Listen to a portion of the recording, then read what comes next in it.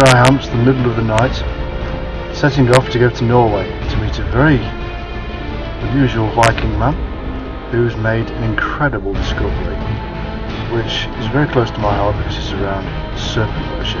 So I'm going to get up in the middle of the night, drive miles to the airport, battle the trucks along the way, and take 2 planes to the middle of nowhere. Great fun. Sunshine developing, rain developing for the afternoon. Some scattering of sharp showers, but very few heavy, like southeast of England.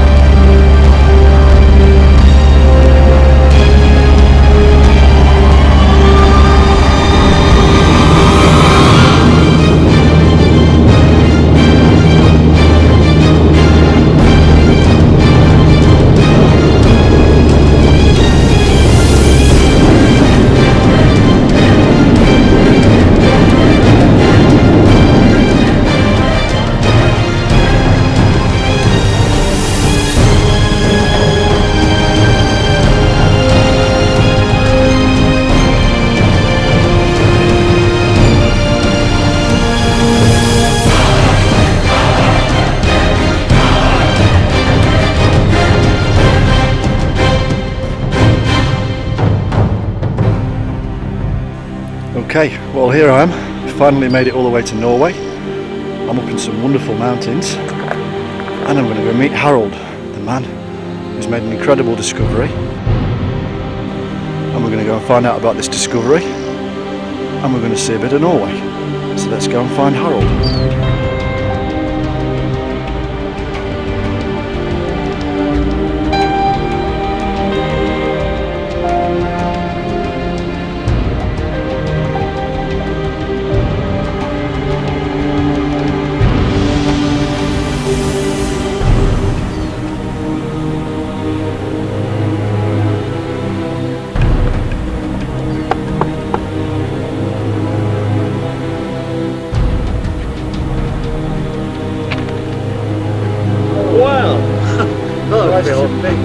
All the way to Norway.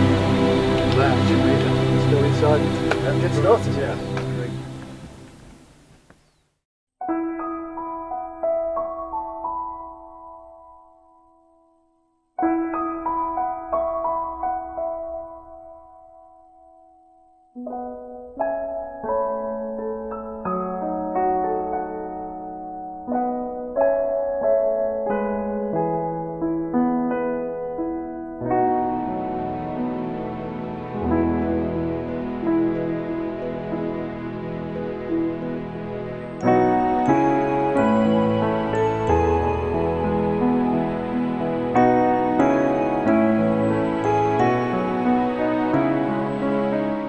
Finally made it all the way to Norway. Thank you for inviting me into your home. My pleasure. First of all, whereabouts are we in Norway? Well, we're about in the middle of southern Norway in a valley called Østerdalen, which means the East Valley. Right, okay, so we seem to be surrounded by a lot of mountains. Yes. This is a very picturesque place. Yes, it is. I mean, it's really part of the most mountainous part of Norway. And I understand that you had a remarkable, very strange upbringing, really. You know, compared to most people. Well, you might say that. My father was in the diplomatic corps, so we travelled all over the world, really, staying about 3 years in each place. You've lived in Norway now for a good number of years. You're a true blood Viking. this thing that you've uncovered, I mean, I find it absolutely remarkable, not least of which because of the links into serpent worship, things that are close to my own heart, but because it's actually a physical and tangible thing. But what led you has made this discovery? Well, to tell the truth, that's rather funny. I was just looking for a place to spend my vacation. So I always wanted to visit the round church in Trondheim, and I got the map out, and okay, I looked at Trondheim. Then I suddenly remembered that there was another round church in Norway, which made it also quite exciting. So, and that was rather at the bottom of the map in a city called Tønsberg. And then I put out a ruler just for the sake of it, just to see how far they were apart. And when I put the ruler on the map, I saw, to my amazement, that they were actually on exactly the same longitude. Really? So from there on, I said, hey, I have to have a little closer look at this.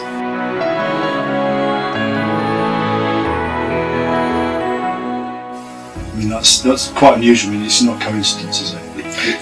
The only two round churches. Yes, there are. Yes, and they're from about the same age. So. And what period? That would be around the 1100s. 1100s, a very important period, really. Yes. And it's important because this is the expansionist period of Christianity in many ways. Exactly. Yes. When they were bringing back many ideas also from the Crusades, where they came into contact with their Muslim counterparts and discovered all kinds of mathematics and medicine, sacred geometry and all kinds of things. And so the sacred geometry and the mathematics themselves makes one wonder what you've really discovered here. So we've got a line running from Trondheim down to Tønsberg. Tønsberg, yes. Tønsberg.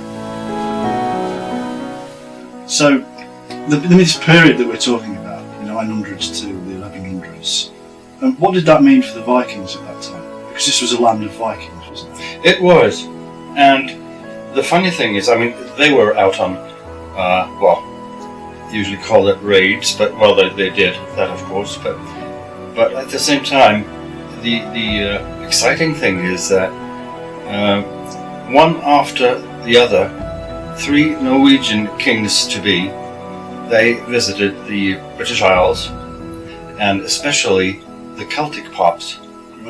And they came into contact with the Celtic Church, apparently, and they stayed there. I mean, it says in Snorre, the sagas. Yes. It tells a bit about this, and especially one story of King Olav Tryggvason, which stayed with Celtic monks on the Isles of Scilly, and according to the sagas, King Olav and his men, they were trained by these monks. Is this the same Olav that then later became the patron saint? No, that's the next one, next king. Next king. And he also came from the British Isles, and when they left from Norway, he brought with him monks, Celtic monks, priests and soldiers, and it was obvious that they had something in mind. So really, what is it about the Celtic Church which is so different? I mean, most people won't really know about the Celtic Church. What differs them from the Catholic Church? Quite a few things. One thing is that they were occupied with gnosis, knowledge, which the Catholic Church, well, I guess they're quite the opposite. They would like to hinder knowledge.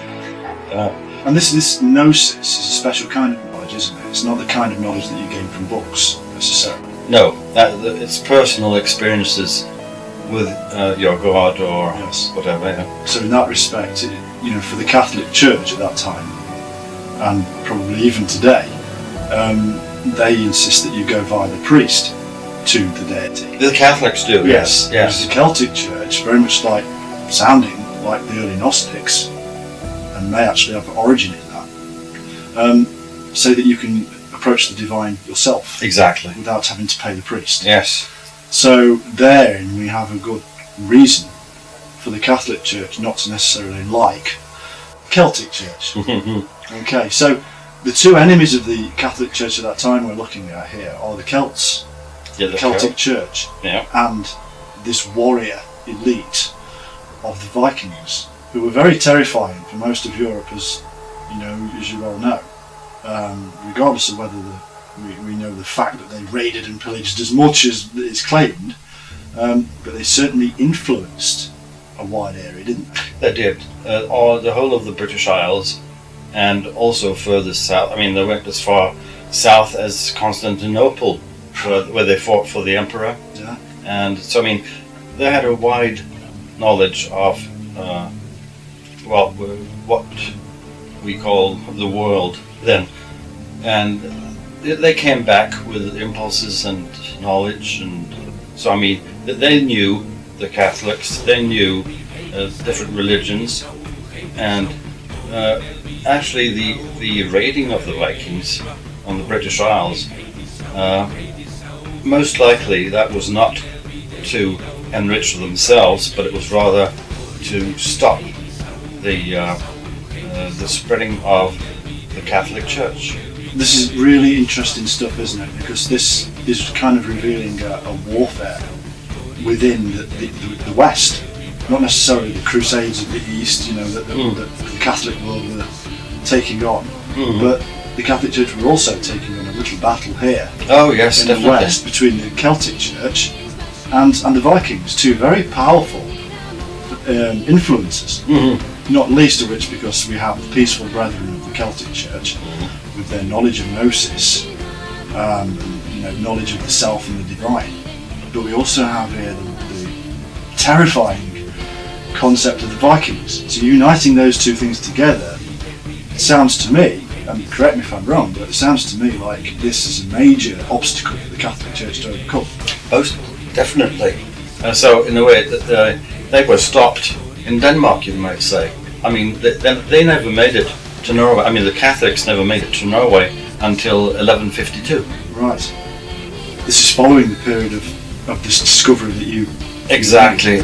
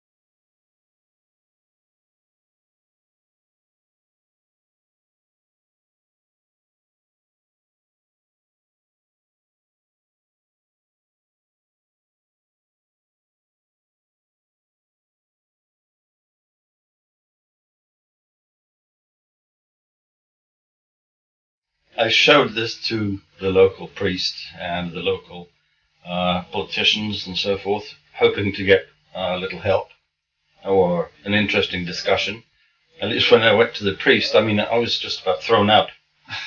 So, this is not surprising, really, is it? Because what you discovered really. is something very powerful from before their time. Oh yes, in this area. Yeah. So, but other people, some very famous people, have actually backed what you've discovered too. Yes. Namely Henry Lincoln. Yes, exactly. I met Lincoln and showed him my geometry, and he was quite enthused. Henry Lincoln, for the people at home, I mean, we know that Agent Liam Lincoln wrote the infamous Holy Blood, Holy Grail, which Dan Brown, of course, based the Da Vinci Code upon. So he's incredibly famous for that, but he's also famous for something else, isn't he? You're now referring to the south of France. Yes. Yes, we found that some small villages, of which one is Rennes-le-Château, they made up holy geometry. First and foremost, the pentagram. What I find really interesting about this link between yourself and the work that Henry Lincoln's done is not least the Celtic church link. The fact that in the south of France, where he's made these discoveries and where there are an awful lot of other things that are afoot down there, we're talking about an area that was deeply enriched with the Cathar influence.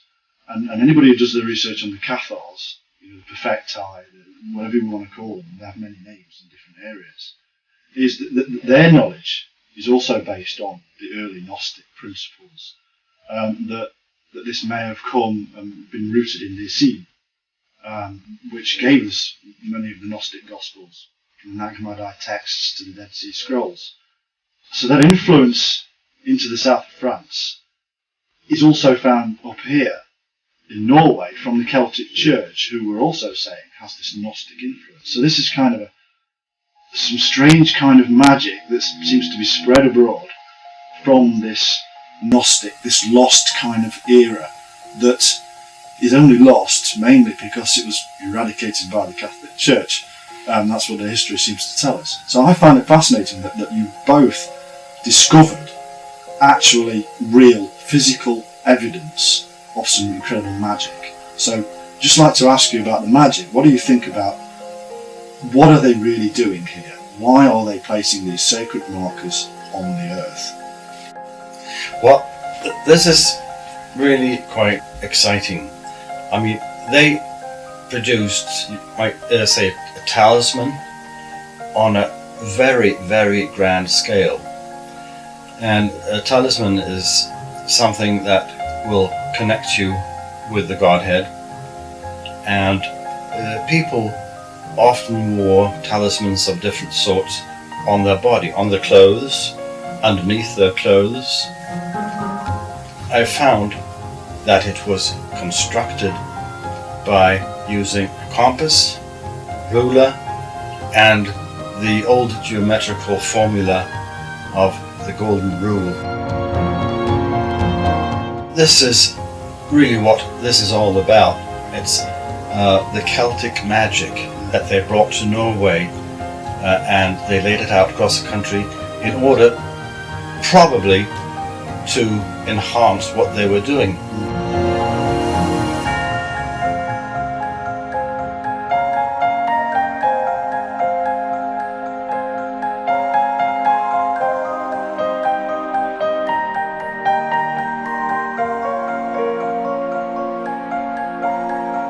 You have to have the knowledge, and you have to have, of course, the golden mean, because this is the key to the whole thing, really.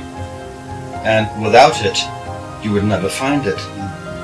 But when you know that that is the key, you can unlock it and you can find the design.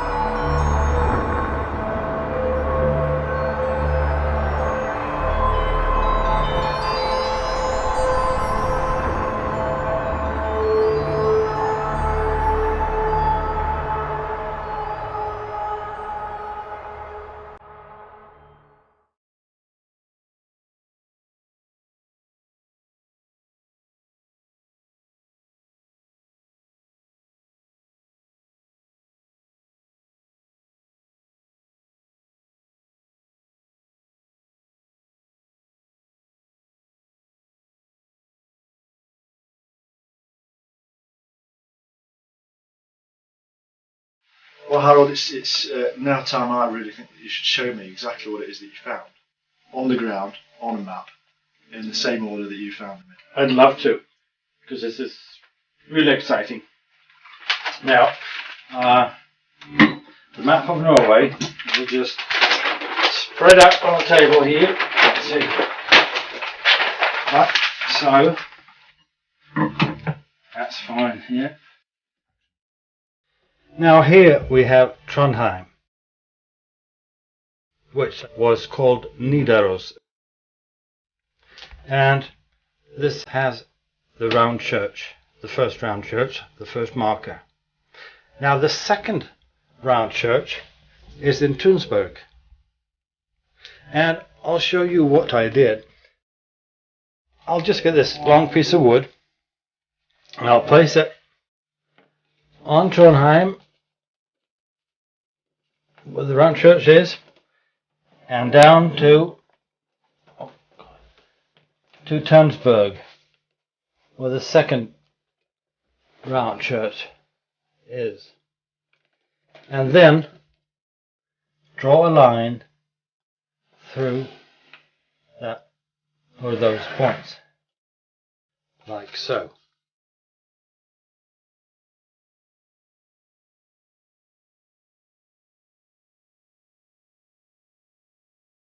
Okay, right now we're on our way to a place called Trondheim, which is the head of the pentagram that Harold's discovered. But there's more than that. This place used to be known as Nidaros, which, according to Harold, and I actually believe him because this is the etymology of the place, Nidaros used to mean ancient serpent wisdom. So this is going to be an interesting trip.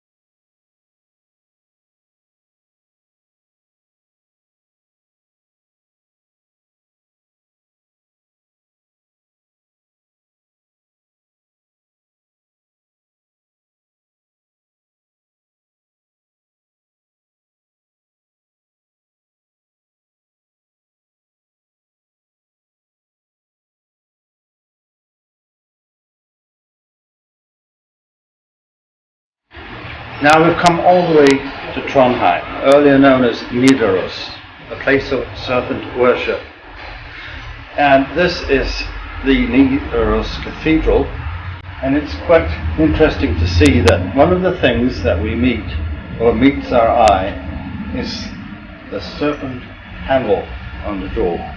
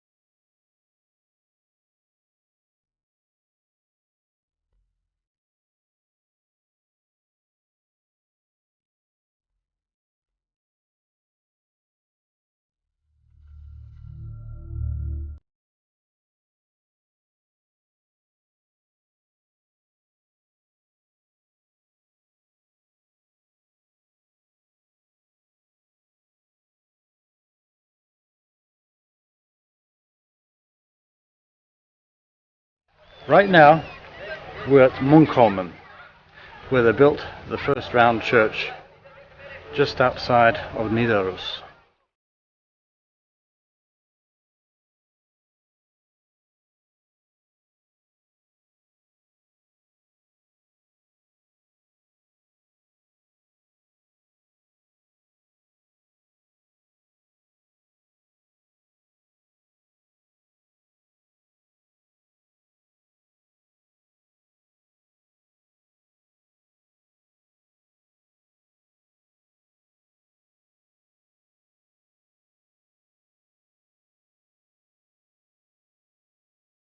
Inside these walls is actually a real narrow staircase that goes around, circles around the church, upwards. And this was then the real round church, not the walls you see around it, which were part of a fortress.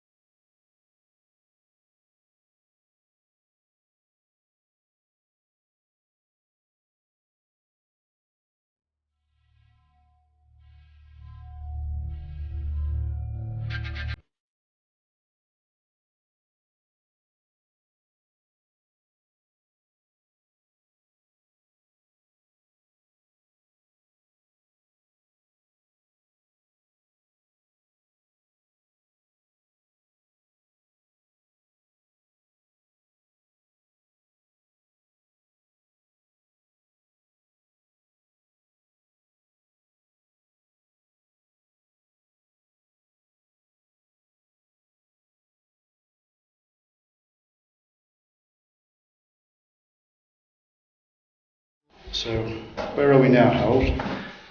Right now we're at the very bottom of the round church. Later, of course, when it was not a round church and any longer used as such, it was used as a jail. And here people could sit for perhaps 2 months without light, without heating, and that would finish them off completely.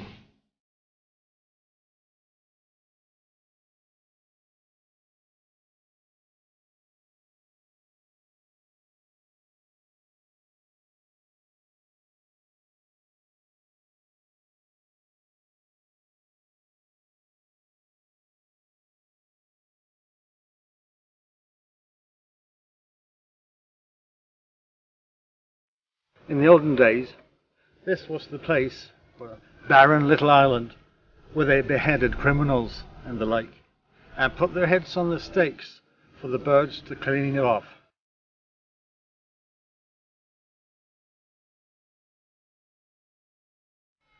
Now, of course, this is the Trondheim fjord, where the long, beautiful Viking ships would be sailing out to foreign countries and sail back with the loot.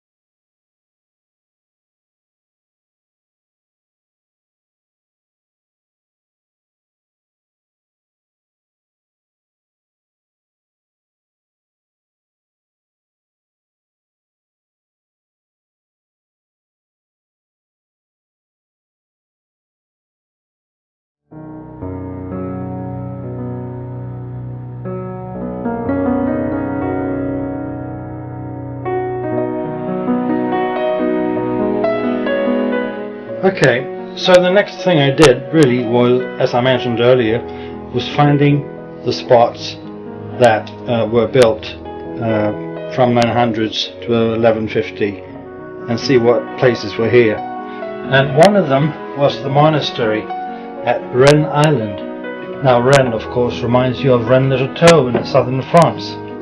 So if you take a line from the round church in Tunsberg and draw it over to the monastery at Rennes Island, you end up here, like this.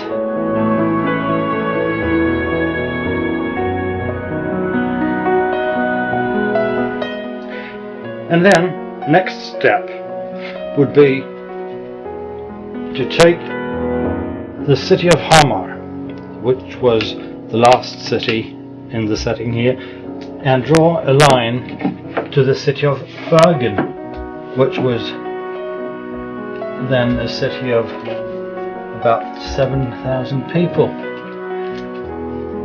So we take the line and pull her over, like so.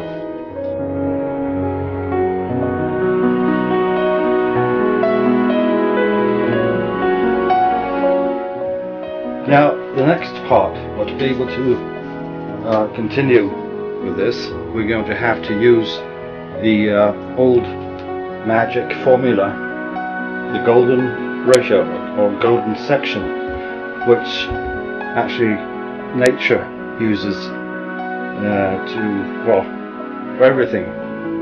Everything in nature is built up using this, and the golden means, or golden ratio, is a mathematical formula consisting of 1 divided by 1.618, and it's done in such a fashion that if, or when rather, make a line and divide it in such a manner that this smallest part is in ratio with the largest part, as the largest part is in ratio with the whole line. Now that is the golden section, and that's what the ancients used when building holy edifices and such. And now we'll see what happens when we use this on our map. So we have this main line, and we got these two lines here. So if we divide this into the golden section, we should get this line divided right here. And if we do the same on the bottom line, just about, I had to experiment a bit with this, so I had to do the opposite actually on the bottom line by placing this here and dividing the line here. Now both these lines are now divided into the golden section.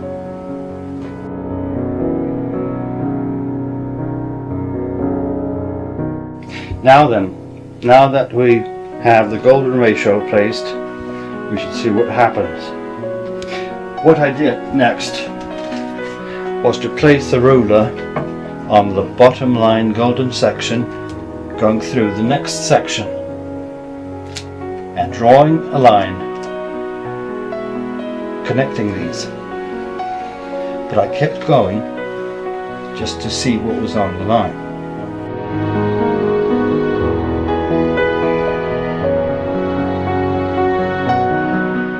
Okay, now for the next line, how about trying from the round church, which was the first main point, and bringing that,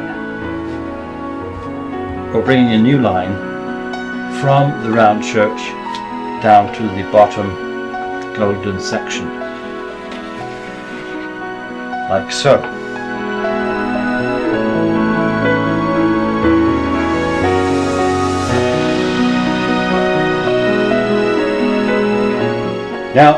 Now what is really exciting about this is that this looks like the leg of a pentagram, and the leg of a pentagram measures 36 degrees. So when measuring this point, it measured 36 degrees. Great.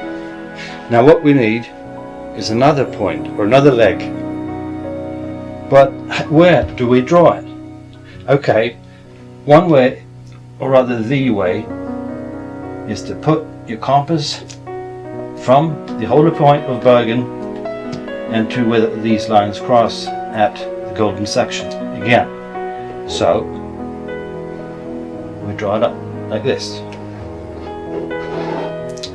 like so.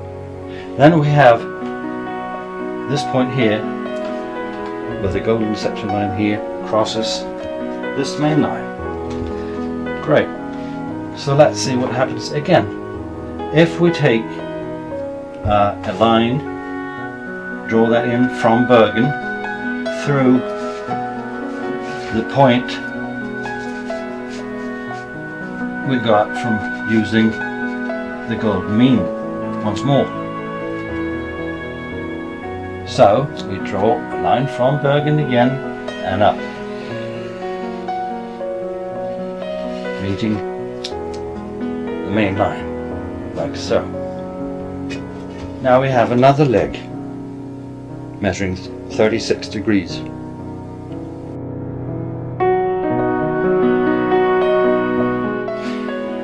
Now, next we're going to need a line from Hamar, but I didn't know where to put it or where to cross it. I mean, I couldn't just draw from here to anywhere along this line, which we did not know where it stopped. So I happened to find a parallelogram which stretched from Munkeby to Hamar, and Hamar to the monastery at Utstein, and back up to the Selja monastery, and back up to Munkeby monastery. And these lines were exactly the same length as were these. So what I did was to find the golden section on that line, which I did, and that was placed here. So the next point was to draw a line from the golden section to the bottom golden section, which I did in such a way that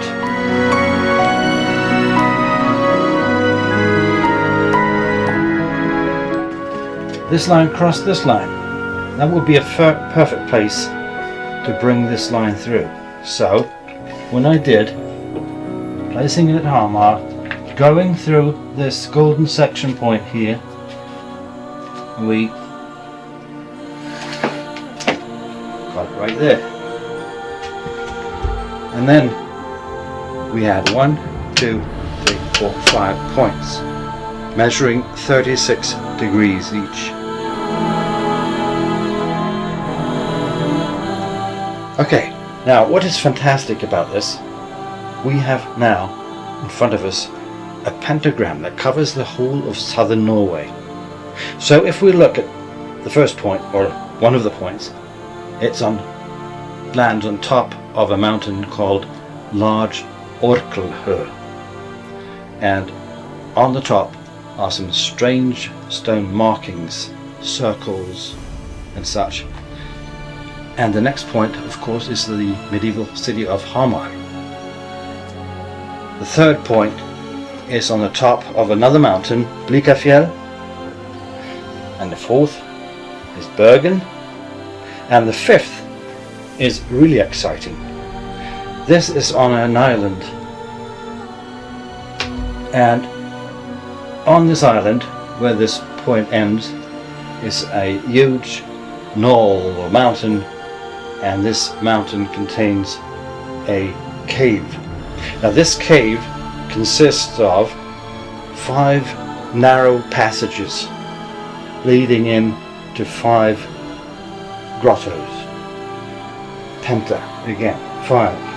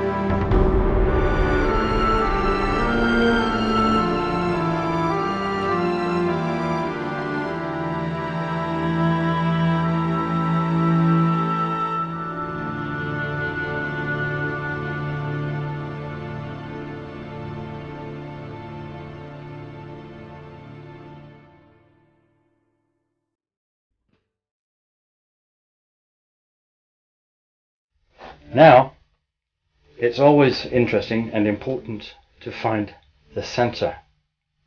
And the center of the pentagram we find by drawing lines from the leg and through the middle of the pentagram.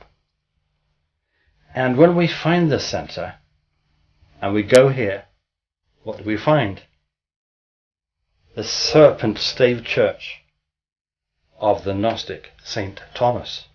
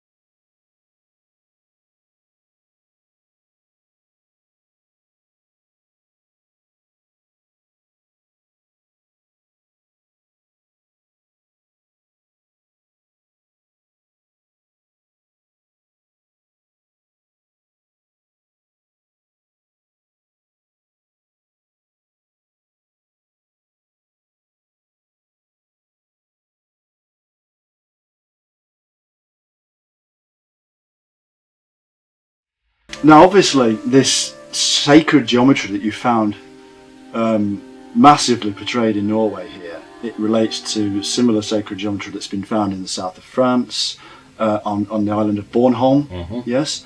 But it also relates to these wonderful stave serpent churches too. Is that correct? That's correct.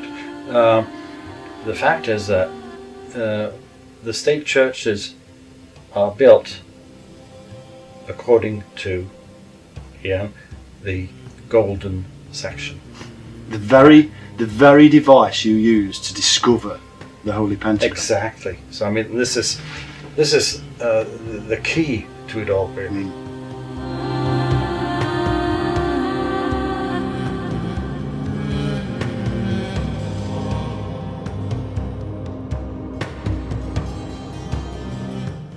Do you know something that I find really fascinating? And that's, I've just finished a book called The Bond Code about Ian Fleming. And Ian Fleming was deeply involved in or researching Gnostic traditions and alchemy. And he lived at a place that he named as Golden Eye, which is the same as the golden mean, the golden ratio, and it's a term that the Sufis used for the golden mean. The golden eye, it reveals the eye of Ra. You know, this shining light, this mystical aspect, this thing that makes you divine, the golden eye. And he placed Golden Eye, what he placed at Golden Eye was a building, his own very sacred spot, the place he went away to contact, to be pure from the ravages of the modern world. And within that very place, we have people like Noel Coward who stayed there saying what an awful place it was because there were serpents all over the walls.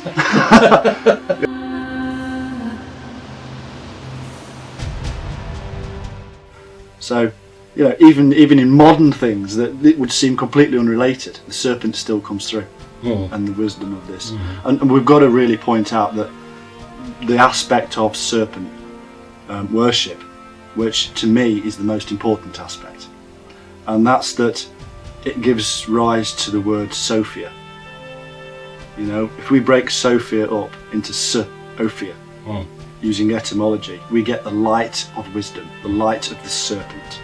And so the light of the serpent is Sophia, wisdom. And that is philosophy, philosophia, the love of wisdom. And to me, and I know it is to you too, this is something that is sadly lacking in the world that we're in today.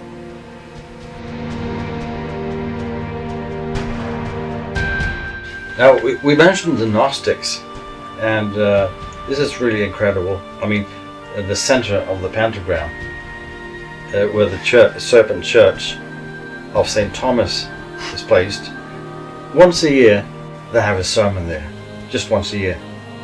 And the date that they hold this sermon is actually on the 2nd of July, which is the day of St. Thomas, the Gnostic saint, brother of Jesus. Brother of Jesus. At the very centre. At the very, very centre. And anybody who knows anything about symbolism will know the centre is the most important point. You know.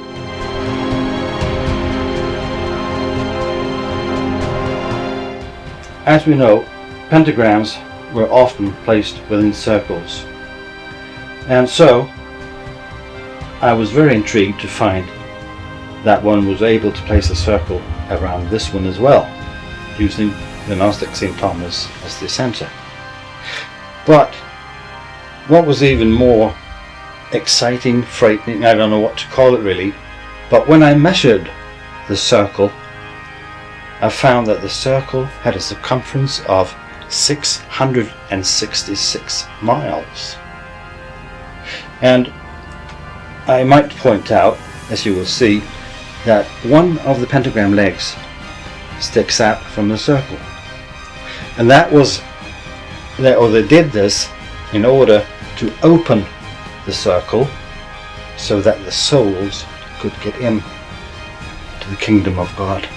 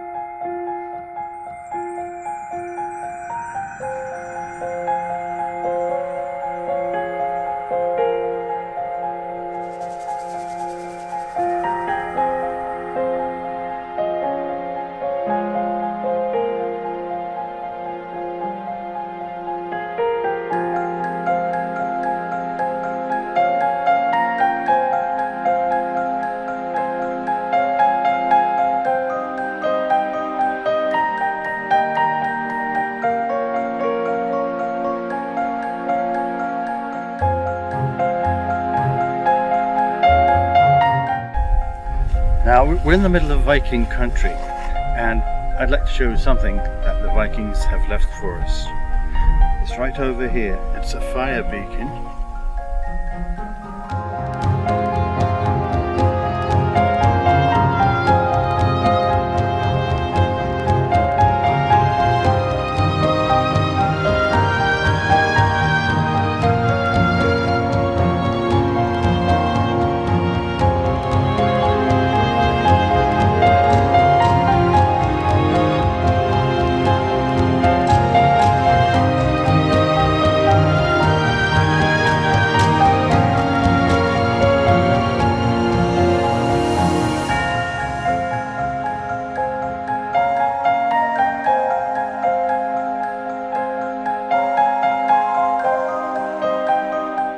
Now, as well as being a fire of warning, they would also make ball fires on these. And it's a strange thing, but ball in Norwegian actually means a bonfire. And the bonfire they would light to honour Baal, the sun on earth.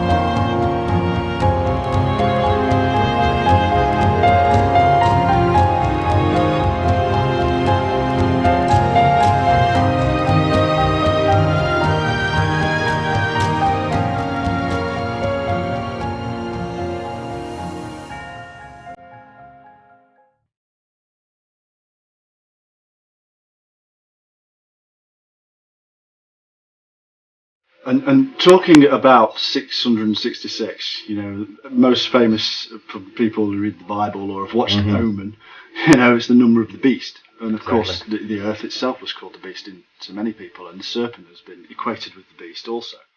But another really clever thing that our mutual friend and author Crichton Miller pointed out in his book, The Golden Thread of Time, was that it's revealed in another way. And that is that the Earth itself is tilted. And it's tilted at around 23.4 degrees. And if we take 23.4 degrees from 90 degrees, this, Equator. yeah, we end up with 66.6 degrees. Okay, startling, wonderful. But what does it do? We follow 66.6 degrees line of sight into the sky. And what does it point at? Draconis The serpent. in the sky.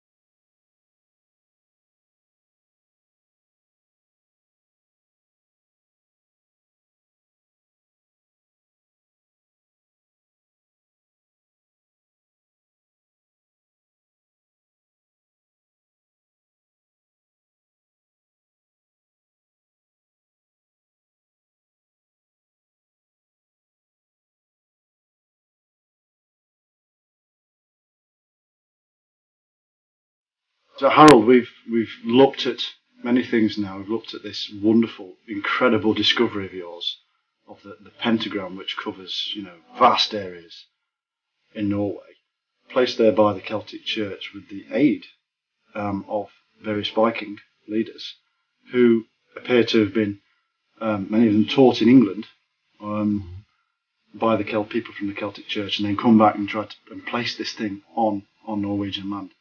And we know that there are serpent links here from the Celtic Church. Now, we've also been to this wonderful stave serpent church, which, as you pointed out, one of them was right smack in the centre of this pentagram. And there used to be 1,000 of these things. That's an incredible building project all over Norway, in stave churches alone. It's such a shame that they're not there anymore. What things are there about these stave churches which point out that they are themselves are linked to serpent worship?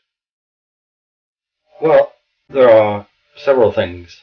I mean, one thing is the geometry itself, and another are the beautiful carvings that you have both on the inside of the church and on the outside.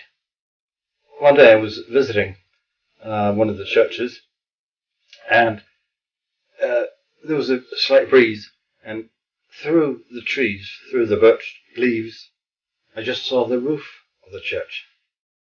And I said, hey, look.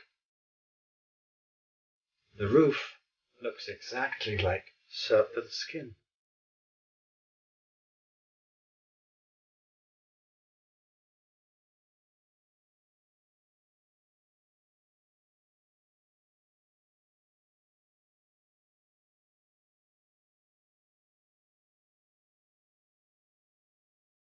They are so obvious. There are many churches in Europe where you can go in and you can find serpents. Many of them, because not least of which, Jesus himself in the Bible is equated to the brazen serpent of Moses in the wilderness. Moses is told to lift up the brazen serpent, the serpent of brass, or the fiery serpent in the wilderness, and Jesus is equated to that. And that, to me, and to many people who research ophiolatreia, or the worship of the serpent, points to a certain thing that a snake actually does. And the fact that Jesus goes into the tomb and leaves behind his shroud, or skin, as the word means, with his image upon it, is very similar to what snakes do. Snakes were seen by ancient man to slither off into a dark place, into a cave or a small opening, and to come out resurrected. This is a sacred thing that they were seeing. They were seeing a death and a rebirth. And the serpent would leave behind its skin, its shroud, with its image upon it. A very, very sacred thing that our ancestors saw. So there are many reasons, not least of which also many people are pointing out, Hamish Miller and various other dowsing, that the energy of the earth itself was seen as a serpent, the waveform. So it's a very, very sacred tool, very sacred animal to people for thousands of years. And here, even in the 21st century, you've discovered an absolutely incredibly, magnificently sized pentagram with 666 in there, and at the very centre is a stave serpent church. I find that just incredible that it was so big and so well done that even today, like the Great Wall of China or the pyramids, I equate it to those wonderful things. What you've discovered is no less than the Great Wall of China or the pyramids of Giza, which still can be seen today. De facto, it's there. It cannot be denied. So, it's incredible stuff. But you'd have to ask yourself, what does it mean to us today?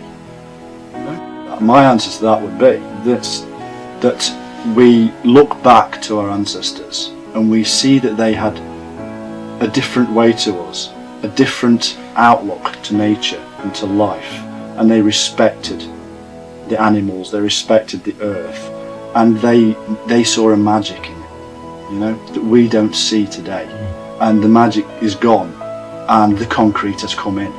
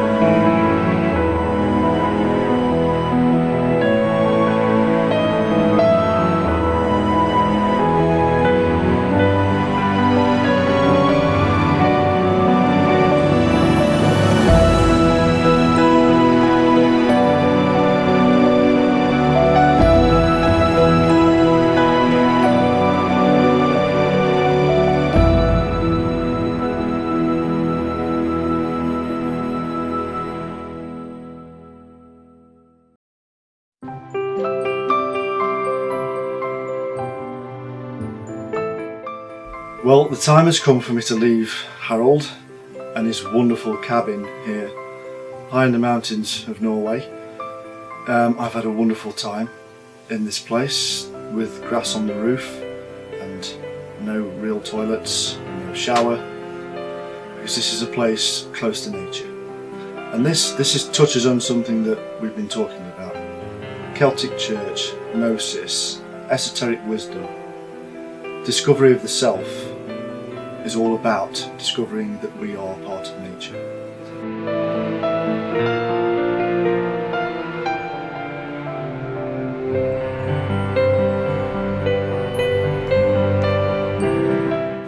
What Harold's discovered is remarkable.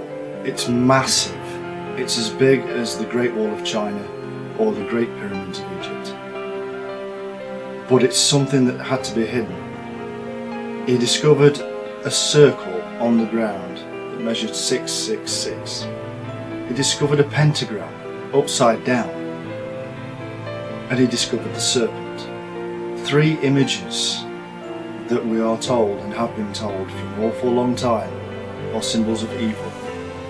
But this isn't the truth. The truth is that these are symbols of wisdom, symbols of greater knowledge. And that's what I leave Norway with. A newly found friendship with a great man who lives somewhere I thoroughly envy, and knowledge of ancient wisdom.